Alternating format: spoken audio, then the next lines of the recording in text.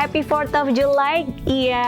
Morning Indonesia, morning juga Vina, happy 4th kalau kita nyebutnya di sini di Amerika. Kenapa? Karena 4th of July itulah hari kemerdekaan di Amerika. Karena kita di sini kan kita jadi ikut merayakan ya Vin ya. Iya, tapi beda banget Ian. Biasanya aku sama keluarga kalau 4th of July itu kan pasti anak-anak ikut parade gitu kan, sepeda hias. Terus juga nggak bisa lihat kembang api. Kamu juga nggak bisa ya? Technically sih bisa sih, dari balkon saya bisa lihat langsung kembang api. Karena kembang api yang di Washington DC tidak jauh dari monumen. Dan kebetulan pemirsa, apartemen saya punya pemandangan cukup untuk bisa melihat kembang api. Iya. Sekarang nggak ada ya gara-gara COVID, semuanya dibatalkan. Tapi nggak apa-apa deh, demi kebaikan. Dan sekarang kita update dulu nih pemirsa di rumah dengan what's happening di Amerika Serikat. Nih, salah satunya adalah kan sekarang lagi musim kampanye ya, termasuk juga Presiden Donald Trump. Nah, tapi ternyata nggak semua musisi ini senang mengetahui lagunya dipakai di dalam kampanyenya Trump. Nah itu dia, musik kan membawa emosi dan juga buat menyemangat. Kalau di Indonesia biasanya ada panggung juga kan musik sebelum kampanye. Nah di sini juga pemirsa biasanya diputarkan lagu-lagu. Nah salah satu kelompok tadi itu adalah Rolling Stones yang meminta langsung secara hukum ini loh, secara legal lewat lawyernya mereka agar pihak kampanye Presiden Donald Trump untuk 2020 ini tidak menggunakan lagu-lagu Rolling Stones. Ya, jadi kita tunggu aja nih, kita lihat nanti kira-kira lagu apa yang akan dipilih sama Presiden Trump untuk menyebarkan suasana ya. Oke, nah tapi bicara soal musik nih, Ian dan juga pemirsa, di Amerika itu banyak loh mahasiswa Indonesia yang kuliah dalam bidang musik. Kebanyakan mungkin ngambil jurusan komposisi, atau music production gitu ya, atau menekuni suatu instrumen tertentu. Nah kalau misalnya seperti itu kan misalnya orang-orang kan misalnya spesifik sekali ya, juga cuma komposisi. Tapi kita akan mengenal seorang artis, ini kita bilangnya artis karena dia juga adalah seorang musisi sebenarnya, dan dia sudah membuat lagu dan segala macam. Dia mengkhususkan diri untuk musik ini sebagai terapi. Terapinya itu dalam bentuk untuk kesehatan, contohnya untuk para lansia yang Alzheimer atau pikun, dan juga mungkin untuk terapi bagi anak-anak kecil. Jadi seperti apa ya? Menarik ya? Menarik sekali. Kita lihat aja liputan berikut.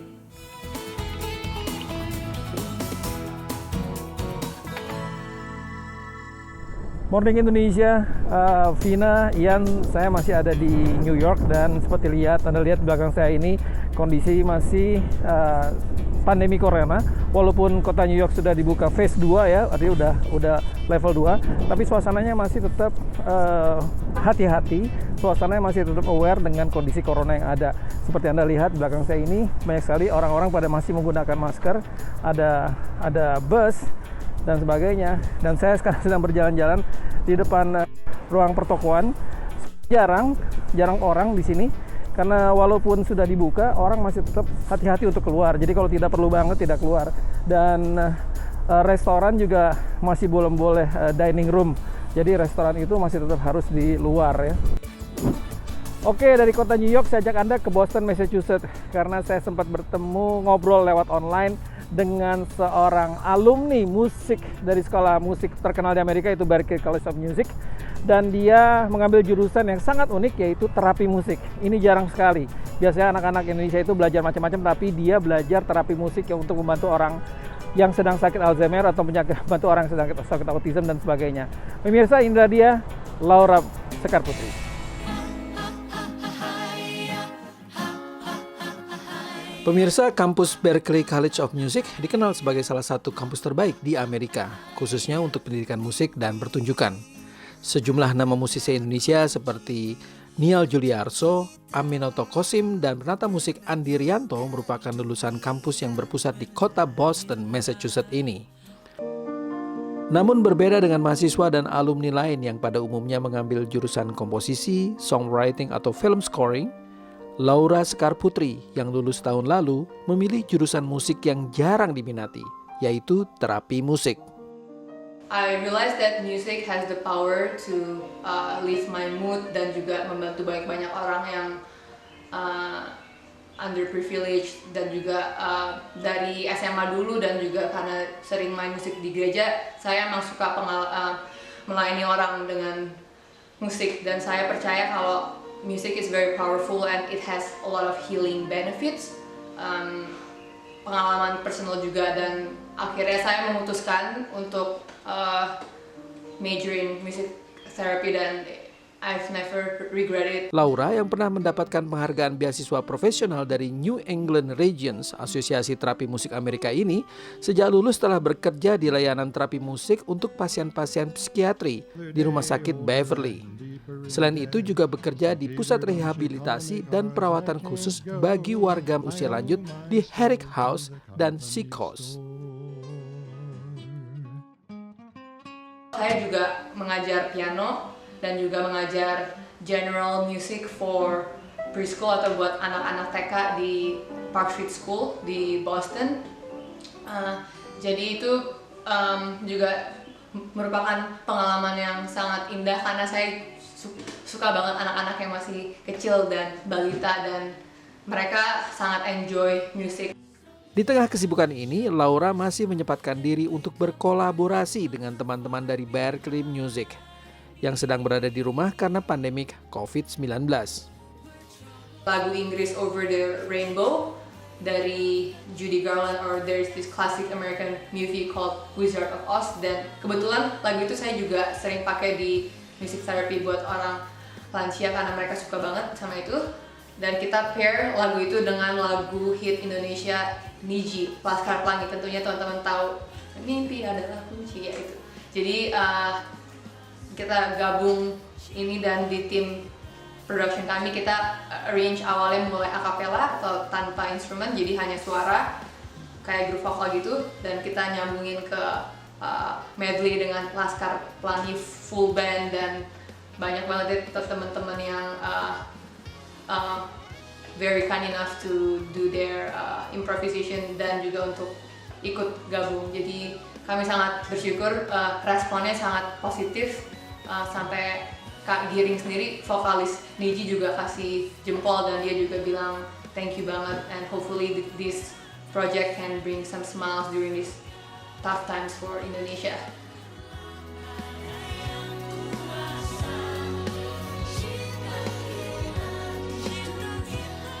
Naratama, VOA, New York.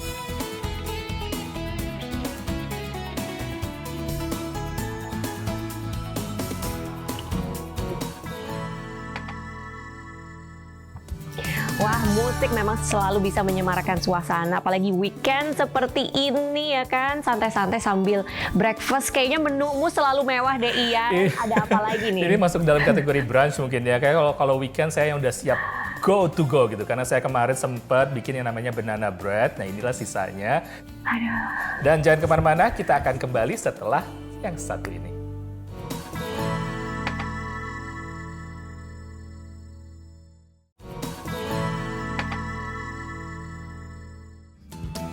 Morning Indonesia, Anda masih bersama saya Ian Umar dan juga Vina Muptadi. Kita terpisah ini pemirsa. Yeah. Vina ada di Maryland dan juga saya ada di Washington DC. Tapi pasti banyak yang juga bertanya ya, jauh nggak sih ini Maryland sama Washington DC? Kamu sebenarnya nggak jauh-jauh banget kan, Vin ya? Sih. Nggak jauh, paling kita hanya berjarak sekitar 30 menit kalau naik mobil gitu ya, atau kalau naik kendaraan umum, naik metro, ya 45 menitan. Mungkin ibaratnya Vina di Cinere gitu ya, ataupun juga di Pondok Indah. Kamu di mana? Saya mungkin ada di Tamrin gitu. Oh gitu, iya. Nah, acara seperti ini, weekend-weekend kita biasanya ngapain ya? Vina biasanya kalau weekend ngapain?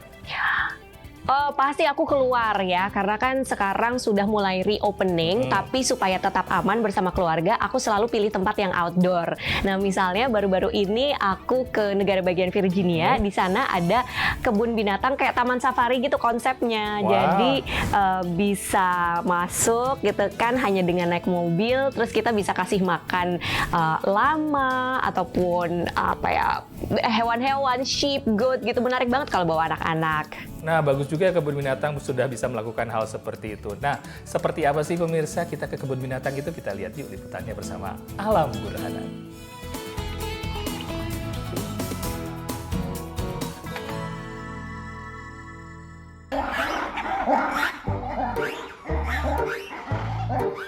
Bagaimana pandemi COVID-19 mempengaruhi mereka? We didn't have anything going on here, so it was completely shut down, nobody here at all. Tapi setelah memasuki babak baru menuju pembukaan kembali aktivitas, ada perkembangan menarik. Nah, kita akan memasuki area Zufari dan lihat mobil di belakang saya sudah mengantri. Jadi mereka waktu membeli online dan kemudian antri masuk satu persatu ke pintu ini. Mobil pengunjung boleh masuk ke kompleks kebun binatang swasta ini, yang saat normal hanya boleh menggunakan bus wisata safari. We weren't able to keep the walkthrough open. We came up with a creative way to get the drive-through safari open to respect all of those certain restrictions. Cara ini menarik pengunjung dari luar kota juga. Sama sekali tidak ada interaksi antar manusia. Tiket dipesan online dan bisa masuk dengan kendaraan pada hari kunjungan. It's a really fun drive-through. Kids had fun, everybody was laughing. It was a great experience. I think it's good for kids because they get to see animals that they've probably never seen before. Pengunjung bisa melihat paling tidak 9 hewan seperti bison, ilamas, rusa, dan lainnya.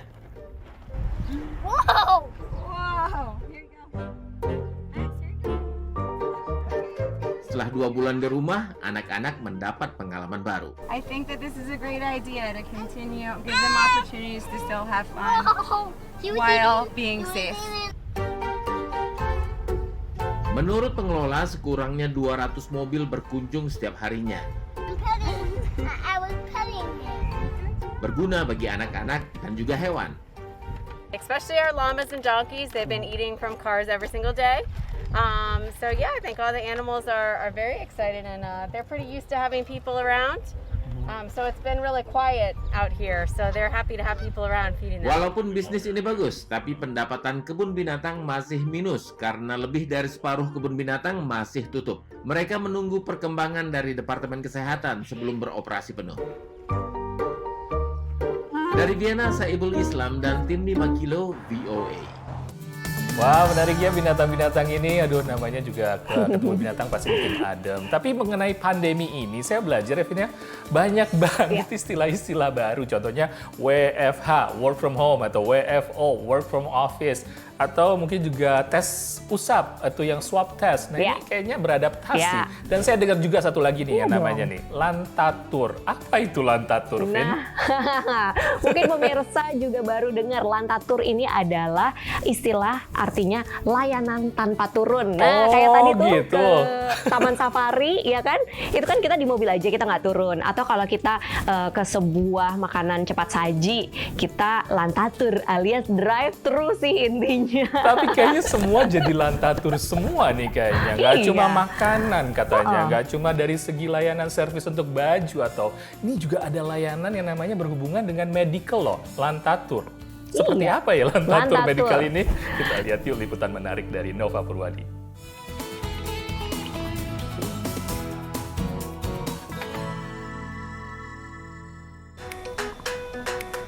Mulai bursa kerja hingga wisuda, banyak kegiatan kini dilakukan secara drive-thru alias layanan tanpa turun sebagai bagian kenormalan baru mencegah penyebaran COVID-19. Di negara bagian New Jersey, lapangan parkir bandara di kota Linden menjadi tempat wisuda lantatur bagi 400 lebih siswa SMA.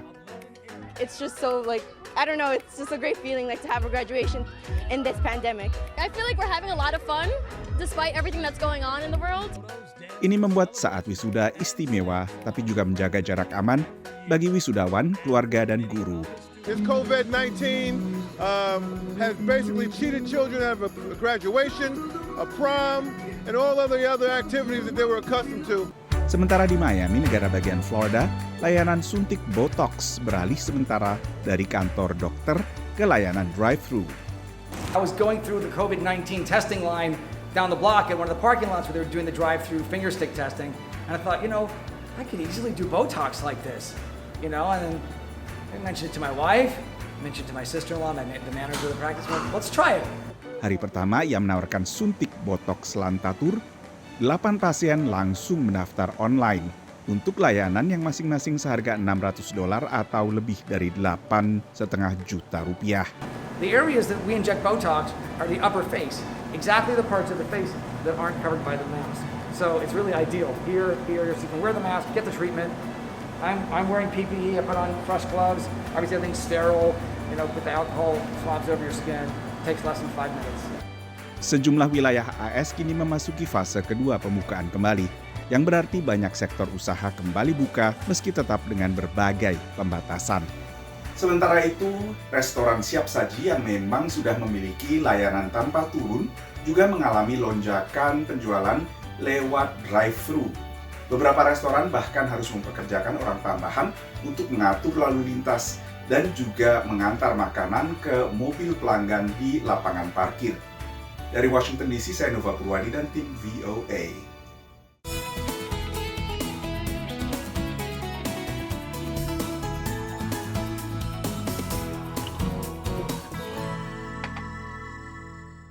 Nah, ini kayaknya saya udah perlu nih, Vin. Perlu nggak, Vin, saya botox? Botox ya. Ada lantaturnya kan? Aduh, ada. Makanya sekarang semakin mudah untuk mendapatkan servis. Nggak kebayang ternyata botox itu pinter sih ya dokternya untuk mengambil kesempatan. Oke pemirsa, jangan kemana-mana karena Morning Indonesia dari Amerika Serikat masih akan menemani pagi Anda.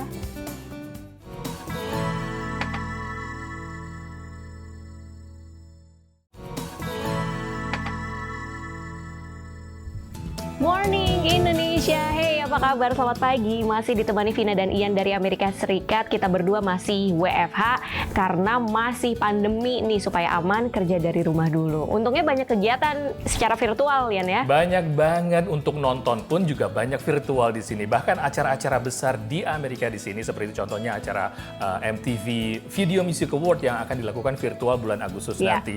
Dan BET kemarin juga sempat juga virtual, dan juga nanti Emmy Award juga akan virtual. Banyak acara virtual, jangan takut di sini. Dan ada acara lain yang juga virtual di sini ya. Ketinggalan. Apa tuh? Apa? Virtual yang ditunggu-tunggu sebenarnya. Ada juga di sini namanya virtual nonton wayang. Di Amerika ada loh nonton wayang tapi virtual di sini. Dan seperti apa? Nonton wayang virtual. Seperti apa? Kita sudah ada Cak Su di sini. Halo Cak Su, apa kabar? Halo Ian dan Vina. Wah, saya pakai belangkon dan pakai surjan ini ya. Karena terima kasih sudah gabung dengan. Udah siap wayang. Iya, saya masih terngiang-ngiang gara-gara kemarin itu melihat wayang virtual. Ini pengalaman saya pertama kali menonton wayang virtual di Amerika bersama sejumlah warga Amerika lainnya yang menonton juga lewat HP, lewat laptop, lewat komputer, melalui dengan platform media sosial gitu. Jadi ini memang saya pikir saya juga merasa beruntung ya bisa menonton wayang virtual. Meskipun memang kalau kita lihat memang wayang itu sebenarnya kan tontonan yang lamanya kalau secara tradisional kan satu semalam ya, jadi semalam suntuk. Nah yang virtual ini dipadatkan ceritanya jadi cuma 45 menit. Jadi menarik ini ya. Jadi ya begitulah, karena orang Amerika itu kan memang begini. Kalau wayang tradisional di Indonesia itu kan memang struktur ceritanya kan tidak begitu ketat. Sementara orang Amerika itu kalau melihat tontonan itu kan seperti teater. Jadi harus waktunya terbatas 2 jam, kemudian struktur narasinya harus ketat. Kalau wayang kan enggak, kalau di Indonesia itu kan orang nonton, kemudian bisa melihat sindennya, bisa melihat gamelannya, kemudian keluar sebentar, beli kacang rebus dan sebagainya. Nah, bener-bener. Yang seperti ini kemudian harus diadaptasi. Kalau ingin pertunjukan wayang di Amerika, baik yang virtual maupun tidak, itu biasanya ceritanya dimanfaatkan, dipadatkan. Itu. Wah, menarik sekali ya. Dan untuk lebih tahu lebih lanjutnya, kita lihat aja langsung yuk nonton virtual wayang di Amerika.